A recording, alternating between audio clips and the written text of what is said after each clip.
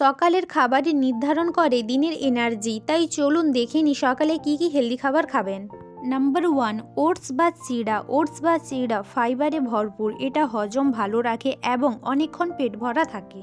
Number 2, ডিম। ডিম সেদ্ধ বা অমলেট খেতে পারেন। ডিম হলো প্রোটিনের সেরা উৎস। সকালে একটি বা দুটি ডিম আপনাকে দেয় দীর্ঘ সময় কাজের শক্তি। নাম্বার 3, তাজা ফল। আপেল, কলা বা পেঁপে খেতে পারেন। সকালে তাজা ফল খেলে শরীর পায় ভিটামিন, মিনারেল আর ন্যাচারাল সুগার, যা তৎক্ষণাৎ এনার্জি দেয়।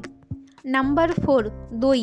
দইয়ে আছে প্রোবায়োটিক, যা হজম ও গাট হেলথ ভালো রাখে। চাইলে ফল দিয়ে মিক্স করেও খেতে পারেন।